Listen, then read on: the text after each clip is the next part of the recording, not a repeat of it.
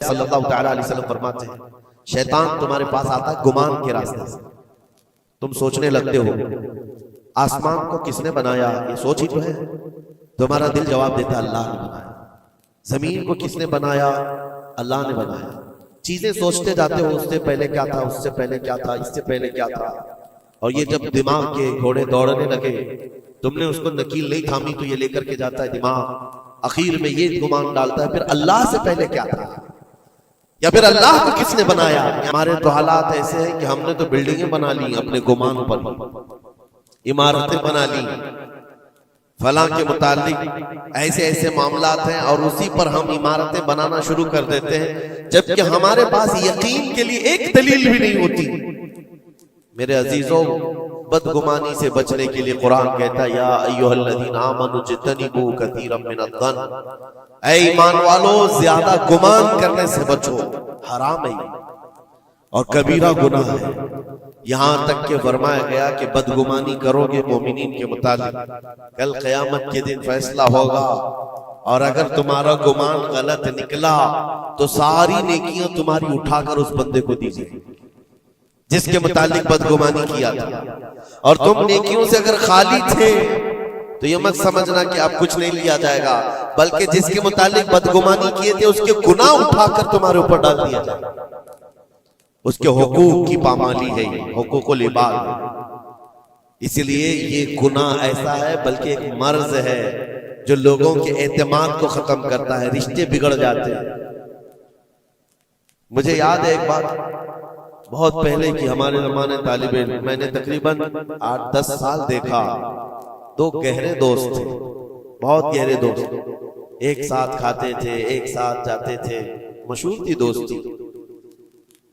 और इत्तेफाक ऐसा हुआ कि एक महफिल में बैठे हुए थे, एक दोस्त जो है वो मुझसे बात कर रहा था और उसका जो दूसरा दोस्त है वो दूर बैठा हुआ है।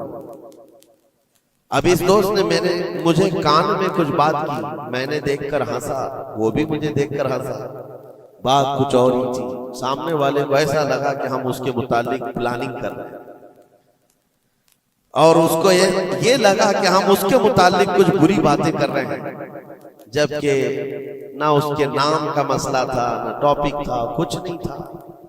बस उस बंदे ने इस बदगुमानी की वजह से 10 साल तक बातचीत छोड़ दी। कई मर्तबा हमने बताया भी कि तुम्हारा मैटर नहीं था, तुम्हारा मसला नहीं था, सामने वाले को यकीन नहीं आता, सिर्फ और सिर्फ गुमान की बुनियाद पर कि वो मुझे देखकर हंस रहा था तो मेरे ही मुतालिक बात थी। ये अपने अकल के फतूर पर यकीन करके इमारतें बना लेना तुम्हें बहुत बड़ी गुमराही में ले जाता है।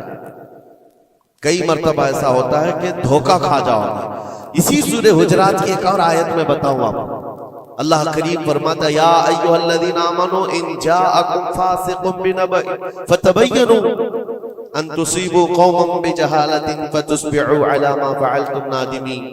ये बदगुमानी करने का एक और जरिया, एक रास्ता है। क्या है?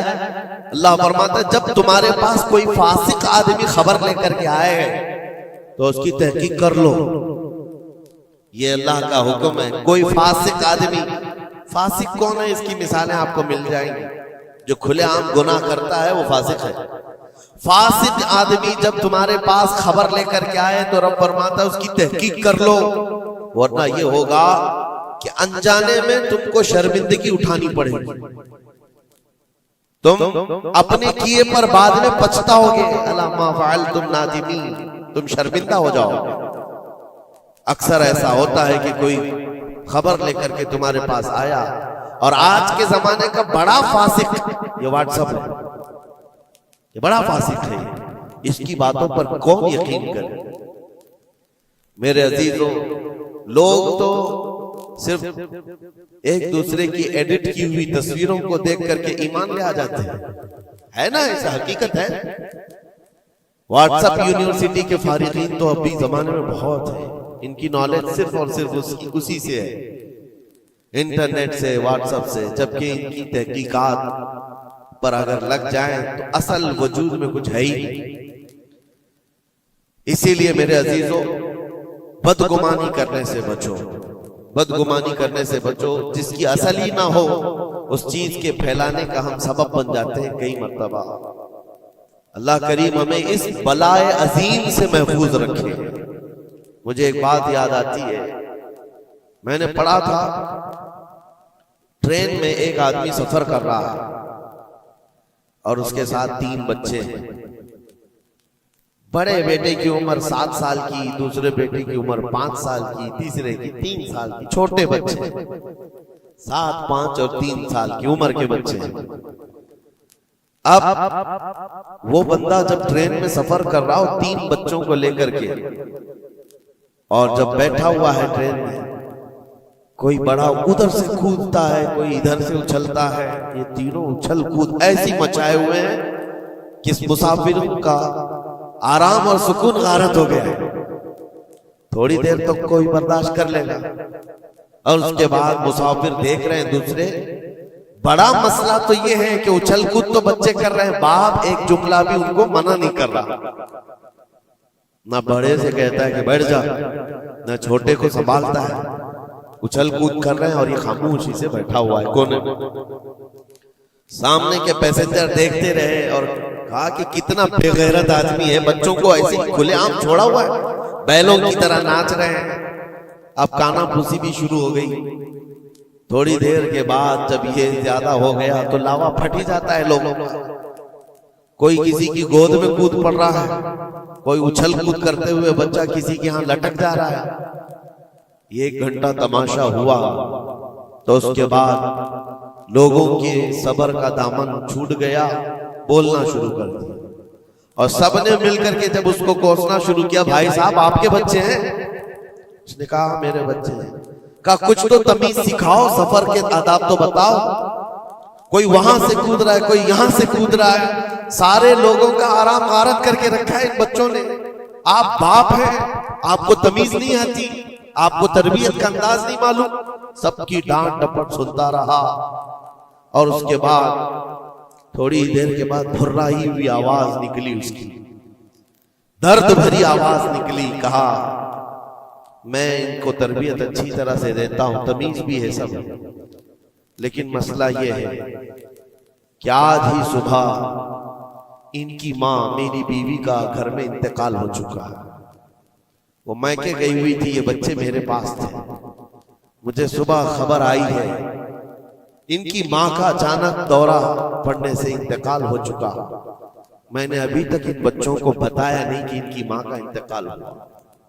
ये जितना उछल कूद कर रहे हैं, खेल रहे हैं, अभी घर पहुंचेंगे तो इनकी सारी खुशियां खत्म हो जाएंगी। ये अपनी माँ की मुर्दा लाश को देखेंगे तो सारा उछल कूद चला जाएगा।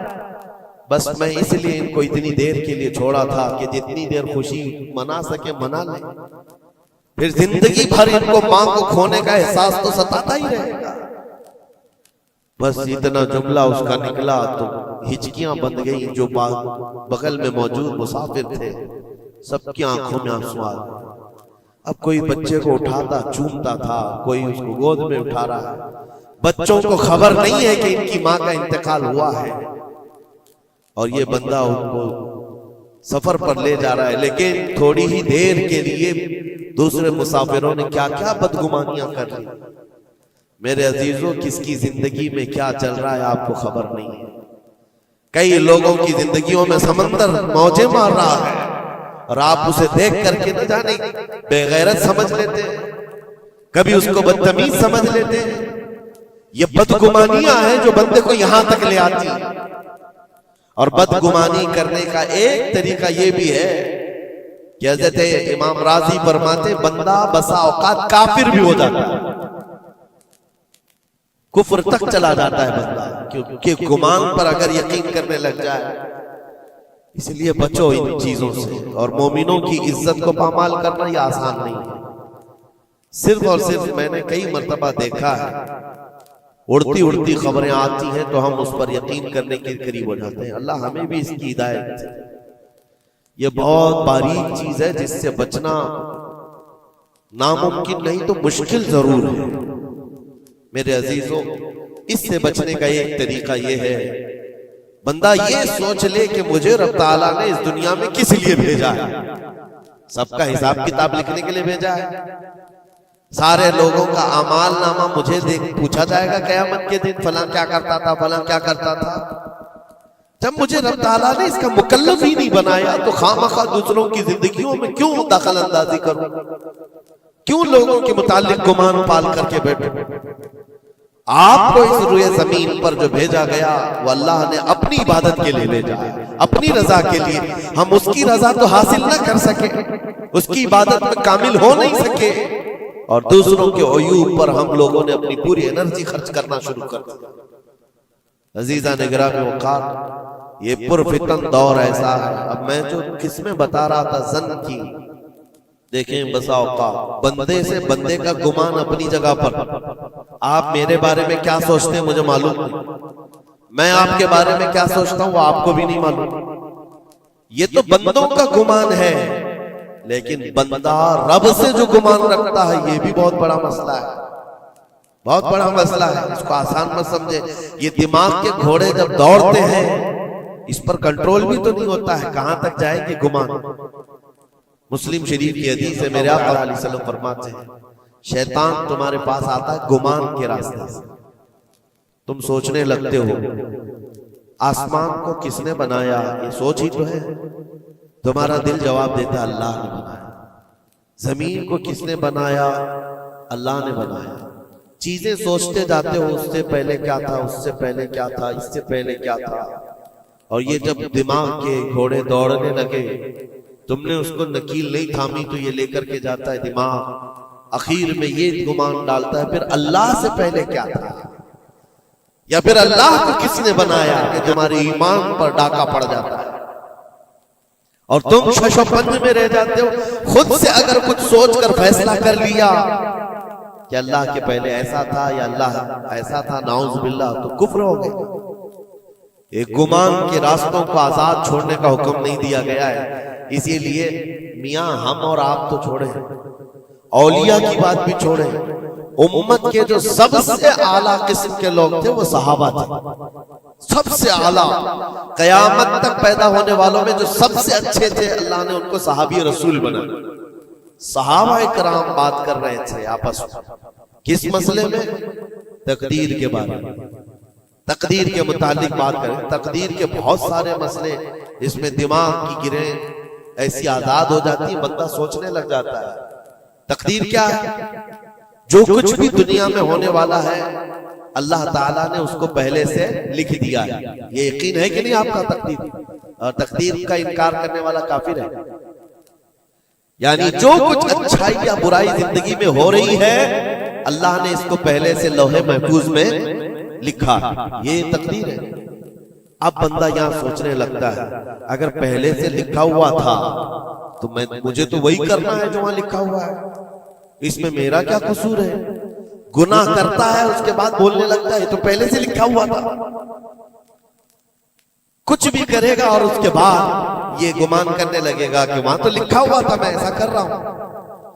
तकदीर के मसले ऐसे हैं कि बाज लोग सवाल करने लग जाते हैं कि मियां अगर अल्लाह ने पहले से लिखा है तो फिर बंदे का क्या कसूर है इसमें जो गुनाह कर रहा है, और अगर पहले से लिखा हुआ नहीं है तो फिर तकदीर नहीं है। इन मसाइल में गुफ्तगू करते करते, गुमान करते करते बंदा कुफ्र तक पहुंच जाता है। कुछ फिरके भी बन गए इसी बात, जबरिया, कदरिया। अब मैं यहां पर इसलिए ये बात कर रहा हूं, नबी करीम सल्लल्लाहु तआला अलैहि वसल्लम ने सहाबा को मना कर दिया कि इस मसले में गुफ्तगू ज्यादा ना करो, तो आम लोग तो छोड़े।